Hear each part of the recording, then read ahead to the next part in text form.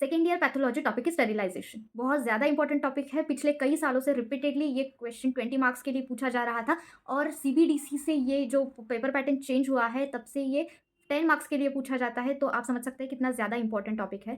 तो शुरू करते हैं उसकी डेफिनेशन से। तो डेफिनेशन है स्टेरिलाइजेशन क्या होता है? Making the surface free from micro organisms and their spores. तो सिंपली अभी देखो कि आप कभी भी लैब में जाओगे, ब्लड ग्रुप टेस्ट करोगे तो वो जो स्लाइड होती है उसे हम पहले साफ करते हैं। ओके, तो उससे क्या होता है, उसपे जो प्रेजेंटेड माइक्रो ऑर्गेनिज्म उसके स्पोर्स होते हैं वो हट जाते हैं। मतलब वहाँ पे क्या हुआ, स्टेरिलाइजेशन हुआ। अगर वो वैसे ही रखे तो क्या होगा, वहाँ पे कंटेमिनेशन होगा। ओके, और रिजल्ट सही से नहीं आएगा।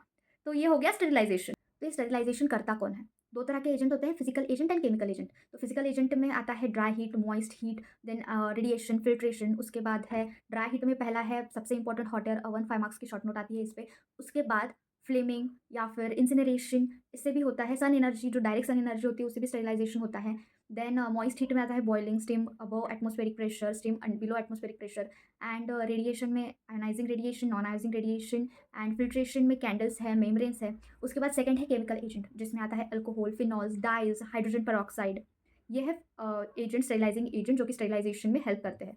तो ड्राई हीट में जो मैंने 4 प्रोसेसेस बताई, hot air oven, incineration, flaming and direct sun energy, उसमें सबसे ज़्यादा इंपॉर्टेंट है हॉट एयर ओवन, जिसमें स्टेरिलाइज जो कि हमें जो प्रोडक्ट्स हमें स्टेरिलाइज करने हैं वो हम उस हॉट एयर ओवन में रखते हैं at 160 degree Celsius for 20 to 30 minute. जो फ्लेमिंग है उससे सिरिंजेस स्टेरिलाइज कर सकते हैं। फिर आता है इंसिनरेशन। ये टर्मिनल स्टेरिलाइजेशन के लिए बहुत ही अच्छा मेथड है, बायोकेमिकल वेस्ट के लिए। तो इसमें प्लास्टिक जैसे कि पीवीसी हो गया, पॉलीथीन हो गया, इसको स्टेरिलाइज करने में हेल्प करते हैं।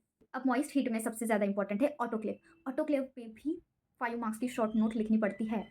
तो ये हो गया स्टेरिलाइजेशन इन शॉर्ट, जिससे आपको एक स्टेरिलाइजेशन का आइडिया आ जाएगा कि स्टेरिलाइजेशन है क्या actually. Thank you so much.